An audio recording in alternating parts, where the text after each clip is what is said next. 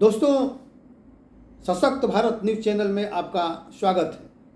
आशा है कि आप इसे सब्सक्राइब कर लिए होंगे चैनल को और इसके आइटम को हर एक को आगे बढ़ाए होंगे, शेयर करके आगे बढ़ाए। साथियों, आज हम बात कर रहे हैं कॉलेजियम सिस्टम। कॉलेजियम सिस्टम में जजों के द्वारा एक कमिटी है जो चीफ जस्टिस ऑफ इंडिया के नेतृत्व में बनती है, अध्यक्षता में, और 3 सीनियर लीडर रहते हैं, 3 सीनियर जज रहते हैं। और इनके द्वारा जो रिकमेंड होता है, जिन जजों को नाम अनुशंसित होकर जाता है, उसी पर राष्ट्रपति को मुहर लगाना पड़ता है। अगर एक बार लौटा भी दिए तो दूसरा बार तो उनको हर हाल में उसको कर ही देना है। मतलब कि जज जिनको चाहेंगे, जो सीनियर जज, एक चीफ जस्टिस और सीनियर जज, जिसको चाहेंगे उसको जज नियुक्त कर देंगे। हाई कोर्ट और सुप्रीम कोर्ट के जजों की नियुक्ति कर देंगे।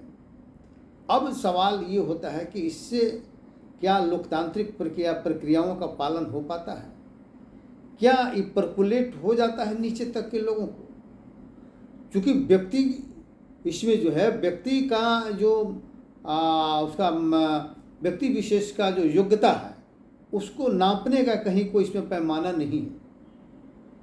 मतलब जिसको कॉलेजियम सिस्टम में जो लोग हैं, जो चीफ जस्टिस हैं भारत के और जो सीनियर जज हैं, वो जिनको चाह लें उनको कर दे। उनका कोई टेस्ट वगैरह करने का कोई प्रावधान उसमें नहीं है। उनका व्यक्तिगत एग्जामिनेशन होता है, कुछ टेस्ट होता है, उसमें भी कुछ मार्किंग होता है, तब मानने होता है। लेकिन इसका नतीजा ये हुआ कि जिसको ये लोग चाहते हैं उनको बना देते हैं। और अब तक का रिकॉर्ड है कि जज जो है, जो सिस्टम के अंग हैं, उन्हीं के बाल बच्चों का, उन्हीं के भाई भतीजा का, उन्हीं के रिश्तेदारों का अब तक जुडिशरी में हो पाया है। नतीजा ये होता है कि अभी तक मात्र 200 परिवार ही ऐसा है कि जो हाई कोर्ट और सुप्रीम कोर्ट का चीफ जस्टिस में मान लेके नियुक्ति हो पाया है। और सारे लोग, तो नतीजा क्या होता है कि जो सिस्टम में जो 200 परिवार है, यही तय करते हैं कि पूरे देश के साथ न्याय कैसा होगा। इसलिए पूरे देश के साथ न्याय भी नहीं हो पाता है, क्योंकि ये लोकतांत्रिक प्रक्रिया से है ही नहीं। इनका कोई योग्यता का टेस्ट है ही नहीं। ये सीधा साधा जो मान लीजिए कह दिया 3 आदमी 4 आदमी, वही फाइनल हो गया। तो इसके चलते देश को न्याय नहीं मिल पाता है, न्याय में देरी होता है।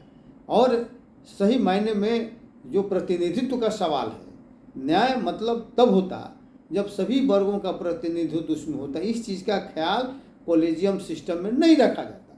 गीता कि एससी का, एसटी का, ओबीसी का, जनरल कैटेगरी का, हर एक श्रेणी के लोगों का उसमें प्रतिनिधित्व हो जाए, सक्षम प्रतिनिधित्व हो जाए, इसकी कहीं कोई उसमें गारंटी नहीं है, उसमें कहीं उसकी कोई व्यवस्था नहीं है।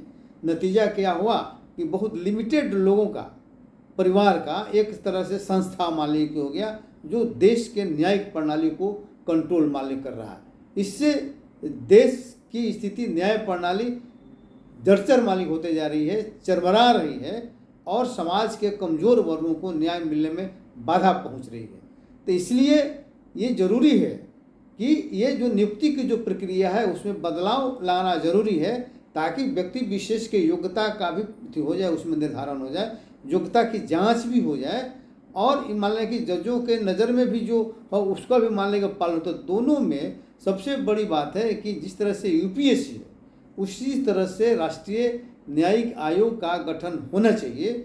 और भले उस न्यायिक आयोग में जो इंटरव्यू जो लेता है, तो उसमें सुप्रीम कोर्ट के सीनियर जज रहें, लेकिन रिटेन भी परीक्षा हो, ताकि रिटेन का भी हो कि योग्यता का उसमें पता चल सके।